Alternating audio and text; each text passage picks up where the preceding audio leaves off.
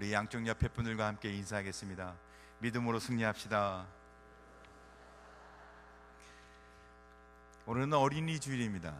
오늘 말씀을 통하여 우리 가정에 우리 자녀들이나 또 우리 심령이 하나님 앞에서 어린아이가 되어 믿음과 신앙으로 승리하는 은혜가 있길 간절히 소원합니다. 제가 92년도에 회사에 취업을 했습니다. 신입사원으로 신입사원 연수를 한 달 받는데 식사일 기도하는 사람이 저 하나더라고요. 한 20명쯤 됐는데, 그리고 아침에 일어나서 성경을 보면서 경건의 시간을 갖는 사람도 저 하나더라고요. 그러다 보니까 제가 이상한 사람이더라고요. 그래서 다들 저를 좀 이상한 눈으로 보더라고요. 근데 나중에 알고 보니까 그중 한 절반쯤은 교회를 다니는 분이었고, 또 그중 한 명은 목사님의 아들이었어요. 여러분, 우리는 어떤 그리스도인으로 살아갑니까? 주변에 있는 사람들이 우리를 어떤 그리스도인으로 볼까요? 우리 주변에는 정말 진정한 그리스도인, 참 그리스도인, 바른 그리스도인이 많나요? 성경의 그리스도인이라 하면 어떤 삶을 살았는지 그 이미지를 보여주는 성경 구절이 있는데, 사도행전 2장 47절 말씀을 보니까 하나님을 찬미하며 또 온 백성에게 친송을 받으니, 그러니까 하나님을 찬미하는 그리스도인인데 그들이 온 백성에게 친송을 받았다고. 세상에 예수 안 믿는 사람들이 이미 저 사람이 그리스도인인 줄 알았다는 겁니다. 그리고 도리어 친송했대요. 칭찬하고 그 사람들을 어떻게 해요? 귀하게 여겼다는 겁니다. 사랑하는 성도 여러분, 진정한 그리스도의 모습, 진정한 그리스도인으로 사는 삶, 그런 은혜가 우리 삶 가운데 있기를 주님을 간절히 소원합니다. 우리 자녀들이 진정한 그리스도인으로 양육되어지고 참된 믿음의 자녀로 잘 세워지는 은혜가 있길 간절히 소원합니다. 오늘 성경 본문은 하나님의 은혜 가운데 가이사로 바울이 도착하게 됩니다. 바울이 가이사에 도착한 이유는 베리스 총독의 앞에 서서 공식적으로 재판을 받기 위해서 가고 있는 것이었습니다. 그러니까 억울한 재판이 아니라 이제는 정식 재판을 받게 되었습니다. 바울이 그곳에 도착해 보니까 그곳에는 이미 대제사장 아냐니아와 또 대제사장 아냐가 고용한 변호사 너돌로가 함께 바울을 고소하기 위해서, 그래서 바울을 고발하기 위해서 총독 앞에 서 있었습니다.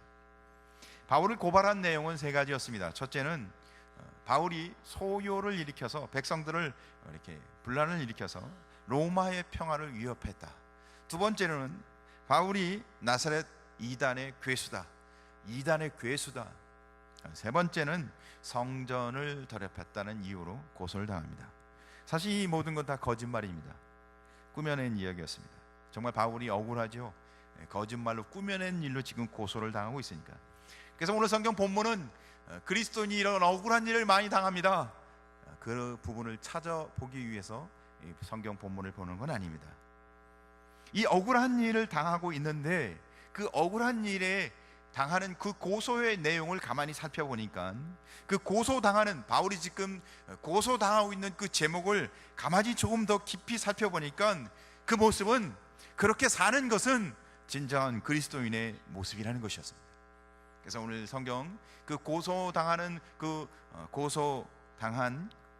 내용을 가지고 정말 참된 그리스도인, 진정한 그리스도인, 세상에 거룩한 영향을 갖고 있는 그리스도인 삶이 무엇인지, 우리도 그렇게 거룩한 진정한 그리스도인의 삶으로, 아니 우리뿐만 아니라 우리의 모습을 통하여 우리 자녀들도 그렇게 살아가는, 아니 우리 자녀들이 우리 부모를 볼 때 우리 부모님은 정말 믿음과 신앙으로 진정한 그리스도인으로 거룩한 영향력이 있는 사람으로 살아간다고 바라봐지는, 그래서 우리 자녀들이 나도 저렇게 평생 믿음으로 살겠습니다, 나도 저렇게 믿음으로 사는 신앙인이 되겠습니다, 그렇게 살아가는 은혜가 있기를 간절히 소원합니다. 그래서 오늘 성경 본문을 통해 세상에 비춰진 진정한 그리스도인의 모습은 무엇인지 세 가지를 함께 나누고자 합니다. 오늘 성경에 보여주는 모습처럼 우리가 진정한 그리스도인으로 변화되고 그렇게 살아가는 은혜가 있길 간절히 소원합니다. 그렇다면 세상에 비춰줘야 할 참된 그리스도인, 진정한 그리스도의 모습은 무엇일까요? 첫째, 복음을 증거하는 사람입니다. 바울은 고소당한 첫 번째 내용이 뭐였냐면 그가 세상을 소욕해 하는 자였다는 것입니다. 세상을 어지럽히는 자였어요. 그래서 본문 오늘 5절을 한번 같이 읽어보겠습니다. 5절 시작. 우리가 보니 이 사람은 전염병 같은 자라 천하에 흩어진 유대인을 다 소요하게 하는 자요 나사렛 이단의 우두머리라. 그가 세상을 소욕해 막 어지럽히는 자인데 그를 어떻게 이야기하냐면 전염병 같은 자라. 그가 무슨 이야기를 하든 그가 어떤 영향을 미치든 그것으로 인해 많은 사람들에게 영향을 미쳤는데 악하게 영향을 미쳤다는 얘기죠. 그래서 전염병 같은 자, 이게 사실 욕이잖아요. 저는 죄송합니다, 욕을 하려고 해서 전염병 같은 자라 욕한 겁니다. 전염병 같은 사람. 그래요. 그런데 이렇게 더돌로가 바울을 욕을 하면서 표현을 했을까요? 천하의 유대인들이, 그러니까 흩어져 있는 유대인들의 마음을 움직였다는 뜻입니다. 유대인들이 보기에, 이 더돌로가 고소하는 데 입장에서 보기에는 어떻게 해요? 그들을 막 소요를 시켜서 문제를 일으키는 것으로 이야기하지만 우리가 신앙적인 입장에서 본다면 바울이 많은 사람들에게 어떻게 해요? 복음을 전해서 그들이 바울이 믿는 믿음처럼 그들이 인생이 바뀌었다는 얘기입니다. 바울이 복음을 증거해서 수많은 사람들을 예수 믿게 했다는 얘기예요. 사랑하는 성도 여러분, 참된 그리스도인은 복음으로 변화받는 겁니다. 또한 나를 변화시킨 그 복음을 다른 사람에게 어떻게 해요? 전해서 그 사람도 나처럼 변화시키는 것입니다. 그런데 소수가 아니라 수많은 사람들을, 그러니까 오늘 성경에 보니까 전염병같이, 전염병은 어떻게 해요? 한 두 사람쯤 이렇게 감기가 옮으면 그건 전염병이라고 말하지 않습니다. 보통 전염병은 어떻게 해요? 한 도시가 다 전염됐을 때, 그래서 막 수만 명, 수천 명이 이렇게 병이 옮겨졌을 때 우리가 그것을 전염병이라고 합니다. 그래서 이제 국가가 어떻게 굉장히 심각한 방역을 하죠. 근데 바울이 그야말로 전염병처럼 그가 가는 곳마다 복음이 전파되고 복음이 확산되고 수많은 사람들이, 예수를 몰랐던 사람들이 그의 복음을 듣고 그의 증거를 듣고 그리스도인이 되고 진정한 하나님을 찬미하고 사람들에게, 백성들에게 친송을 받는 자로 바뀌었다는 거예요. 안 바뀌었다면 어떻게 해요? 고소할 이유가 없죠. 바뀌지 않았다면 고소의 제목이 되지 않았겠죠. 무슨 뜻인가요?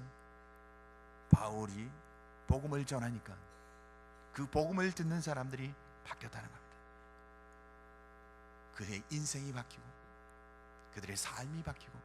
사랑하는 성도 여러분, 우리는 우리의 삶 속에 진정한 그리스도인으로 거룩한 영향력을 갖고 있는 복음의 삶을 살아가고 계십니까? 어떠세요?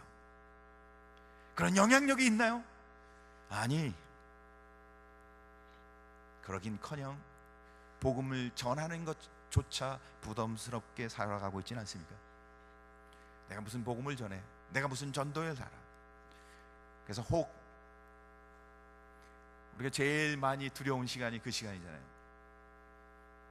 엘리베이터를 탔는데 누군가 내 옆에 한 명 탔어요. 근데 하나님이 음성을 주세요. 저 사람한테 예수 믿으라고 해. 5층까지 가는데 왜 이렇게 늦게 가지?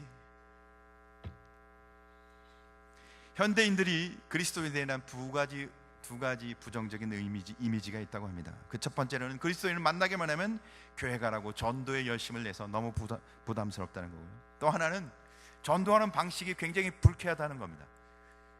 좀 세련되게 부담 없이 편안하게 이렇게 전도를 했으면 좋겠는데 막 어떨 때는 굉장히 어떻게 해요?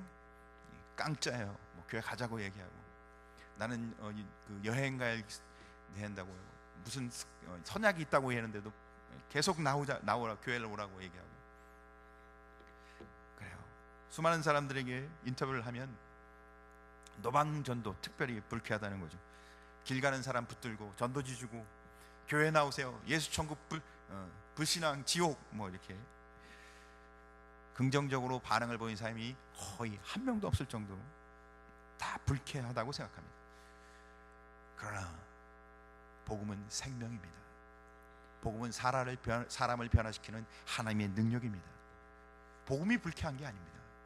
복음을 전하는 방식과 복음을 전하는 그런 어떤 전도 방식에 문제가 있을 뿐이지, 복음은 인생을 변화시키는, 우리에게 영원한 생명을 주는 하나님의 능력이신 것을 믿으시기 바랍니다.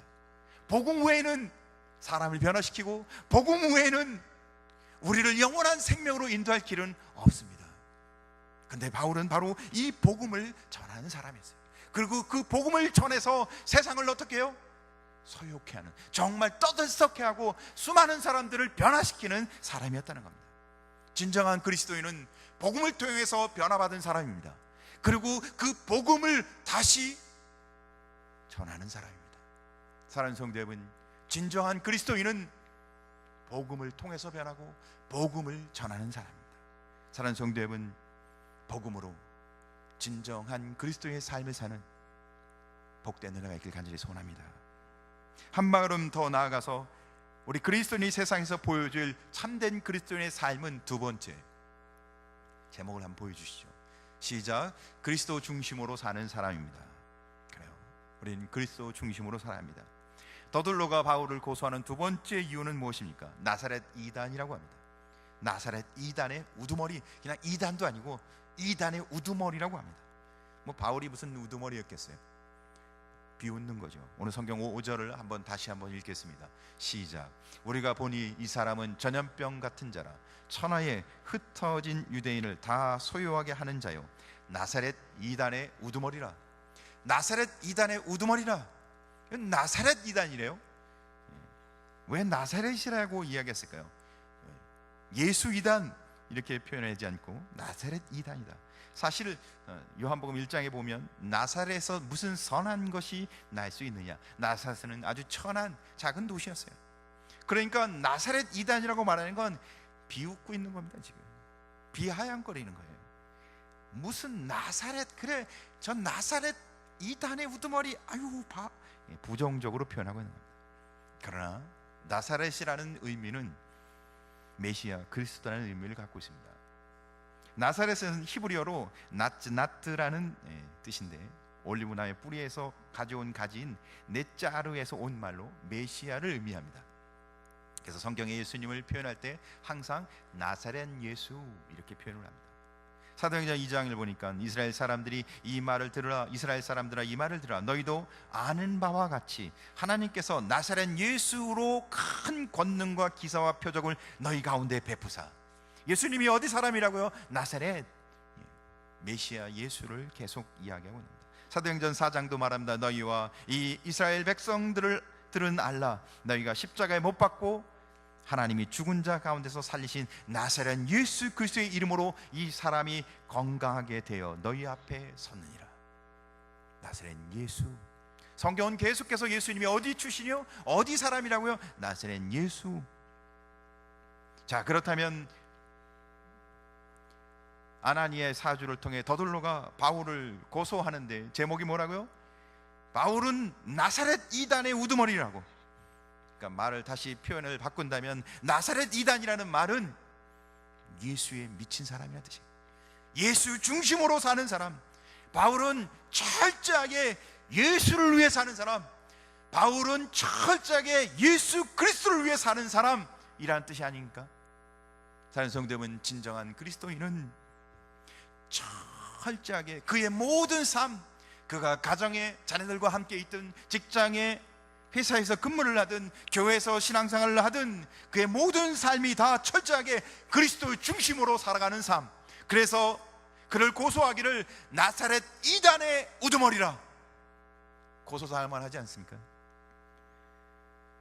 사랑하는 성도 여러분, 바울은 예수를 너무 잘 믿어서 고소당하고 있는 겁니다. 사랑하는 성도 여러분, 우리 정말 그리스도인입니까? 우리는 정말 그리스도 중심으로 그리스도를 위한 삶을 살아가십니까?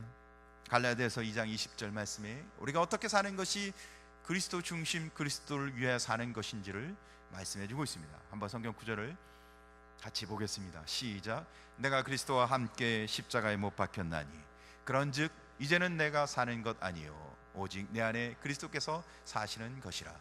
이제 내가 육체 가운데 사는 것은 나를 사랑하사 나를 위하여 자기 자신을 버리신 하나님의 아들을 믿는 믿음 안에 사는 것이라. 우리가 어떻게 산다고요? 우리는 나를 사랑하사 나를 위하여 자기를 버리신 하나님의 아들, 즉 예수 그리스도를 믿는 믿음으로 사는 것, 이게 그리스도인의 삶이라는 겁니다. 사랑하는 성도 여러분, 그리스도를 위해 사는 사람, 그리스도를 중심으로 사는 사람, 그리스도를 닮아가는 사람, 진정한 거룩한 영향력을 미치는 그리스도인인 것을 믿으시길 주의 이름으로 간절히 소원합니다. 우리는 어떻게 사나요? 우리는 정말 어떻게 살아요? 자신을 위해 사십니까? 아니면 그리스도를 위해 사십니까? 내가 그리스도인입니까? 성도입니까? 그렇다면 우리는 어떻게 살아야 된다고요? 그리스도를 위해서, 그리스도를 중심으로 그리스도를 닮는 삶을 살아야 합니다. 세상 사람들이 오늘날 우리 그리스도인을 어떻게 봅니까? 교회 밖 많은 사람들의 4분의 1 이상은 그리스도인을 바라보면서 떠오르는 첫 번째 이미지는 신앙 변질, 그리스도인답게 산다고 생각하지 않는다는 겁니다. 그리스도인이라고 말하는데 그리스도인답게 안 산다는 거예요. 그리스도인은 나의 모든 죄를 위하여 십자가에 죽으신 예수 그리스도를 믿음으로, 그분을 중심으로, 그분을 닮아서 사는 것입니다. 그런데 우리의 삶은 정말 그러냐 이거죠. 사랑하는 성도 여러분, 그리스도를 닮은 거룩한 교회, 거룩한 공동체가 되길 간절히 소원합니다. 우리 자녀들이 우리의 모습을 본다면 어떻게 평가를 할까요? 우리 어머니, 우리 아버지 어머니는 그리스도를 닮은 분이시오. 우리 부모님은 정말 그리스도 중심으로 살아가셔. 사랑하는 성도 여러분, 오늘이 어린이 주일인데 이 어린이 주일을 우리가 지키면서 우리의 모습이, 우리 자녀들의 모습에, 우리 자녀들이 보기에 그리스도를 닮고 그리스도를 중심으로 그리스도를 위해 사는 거룩한 영향력 있는, 거룩한 영향력을 가진 그리스도인으로 살아가시길 주님의 이름으로 축복합니다. 그런데 안타깝게도 바울은 그리스도를 너무 닮아 핍박을 받습니다. 바울이 오늘 고소를 당하는 이유는 그리스도를 너무 닮아서, 그리스도를 너무 위해서 그리스도를 중심으로 살아갔기에 그는 세속적인 종교 지도자들로부터 오늘 따가운 눈총을 받으며 고발당하고 있는 겁니다. 너무 그리스도 닮아서. 그러나 오늘날 그리스도인들은 그리스도와 너무 달라, 닮은 게 아니라 달라서 세상으로부터 따가운 눈총을 받고 질시를 받고 살아갑니다.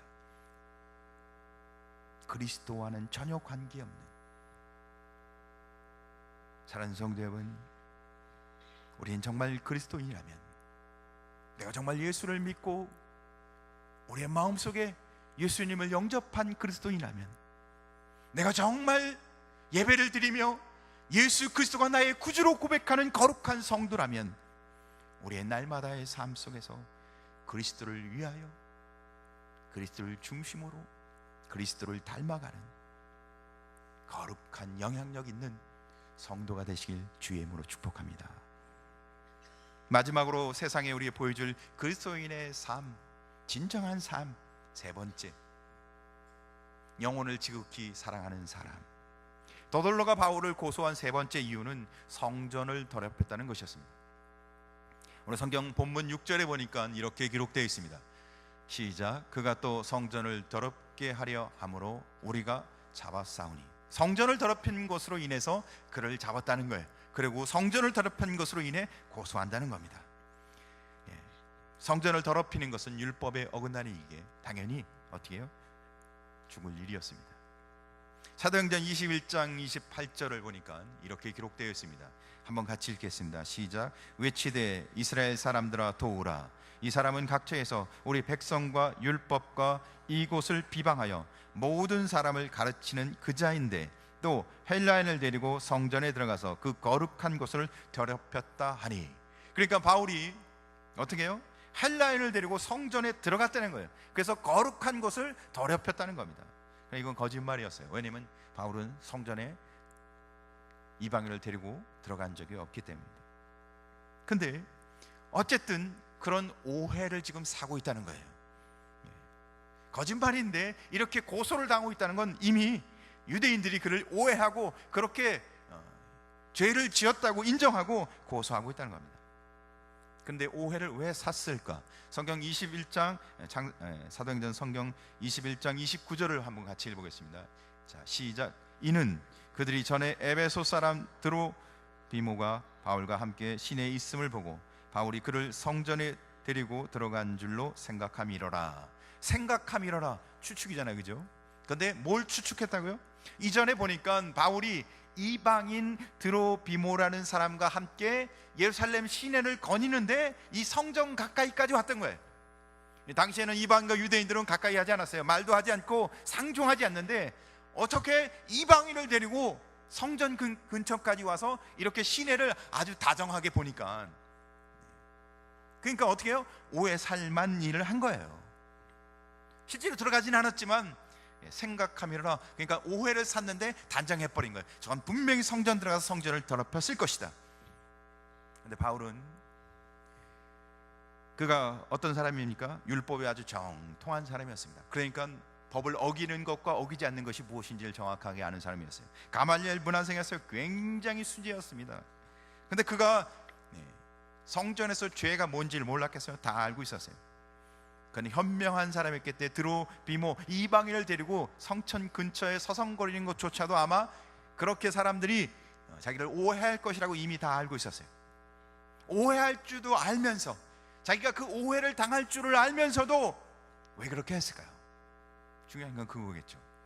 드로비모 그 이방인을 사실은 사랑했기 때문에 그가 이 에베소라는 먼 곳에서 자기를 돕기 위해서 왔는데, 그가 이방인이지만 이 거룩한 도시 예루살렘에 도착해서 그 도시에 갖고 있는 여러 가지 상황과 또 그 도시에 있었던 예수 그리스도의 사건을 자세하게 설명해 주기 위해서, 그러니까 드로비모를 사랑했던, 드로비모가 신앙과 은혜 가운데 잘 쓰기를 원했던 바울이 그를 향한 애틋한 사랑과 친절이 도리어 오해를 사는 줄 알면서도 그 한 영혼을 사랑하는 사랑이 그 오해를 사는 것보다 더 컸기에 드로비모를 향한 그 사랑을 기꺼이 행했던 것입니다.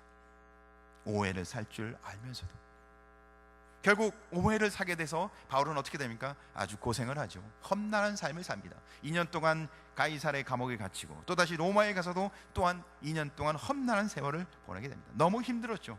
그러나 성경 어디에도 바울은 자기가 드로비모에게 행한 그 한 사람을 향한 사랑, 한 사람을 향한 그 주님의 은혜를 후회한 일이 한 번도 없었어요. 사랑하는 성도 여러분, 믿음과 신앙으로 살아가는 데 있어서 내가 손해를 볼지라도 절대 후회하지 아니하시고 믿음으로 사는 복된 성도 되시길 간절히 소원합니다. 성경은 바울이 그것을 후회했다고 이야기한 곳이 한 곳도 없다는 겁니다. 그뿐만 아닌가요? 그는 한 영혼을 사랑하는 데 있어서 그 위에도 얼마나 애틋하게 사랑했는지 성경 디모데후서 4장 20절에 보니까 에라스도는 고린도에 머물러 있고 드로비모는 병들어서 밀레도에 두었으니, 밀레도에 드로비모가 병들었을 때 밀레도는 아주 아름다운 항구 도시인데 그 항구 도시에 보내서 그를 잘 쉬겠고 배려하는 모습까지도 성경 그 이후에 기록되어 있습니다. 얼마나 한 영혼, 한 사람 사랑을 갖고 끝까지 대하는지. 사랑하는 성도 여러분, 신앙의 가장 중요한, 아니 정말 중요한 것은 사랑입니다. 사랑하는 성도 여러분, 그리스도인의 진정한 정체성은 뭘까요? 복음이죠. 복음을 증거하고 복음을 확산하는 겁니다. 왜? 복음이 사람을 변하고 복음은 영원한 생명이고 하나님의 능력입니다. 네, 맞습니다. 그리고 우리는 그리스도를 중심으로 살아야 합니다. 그리스도를 위해 살아야 합니다. 그리스도를 닮아가는 삶을 살아야 합니다. 그런데 또한 정말 중요한 것은 사랑하는 것입니다. 우리가 아무리 많이 사역을 했어도 사랑할 수 없다면 다 헛된 것입니다. 그리스도의 사랑으로 나 같은 죄인, 연약한 죄인, 하나님의 말씀대로 살지도 않았던 죄인, 나를 사랑하셨던 주님의 사랑을 우리가 서로 사랑하여 참된 그리스도의 제자로서 살아가는 복된 은혜가 있길 주님의 이름으로 간절히 소원합니다. 진정한 그리스도인은 사랑하는 것입니다. 정말 거룩한 영향력은 그리스도가 우리를 사랑한 것처럼 사랑하는 것입니다. 사랑하는 성도 여러분, 그리스도의 사랑으로 서로 사랑하는 거룩한 은혜가 우리 안에 임하길 주님을 간절히 소원합니다. 기도하겠습니다.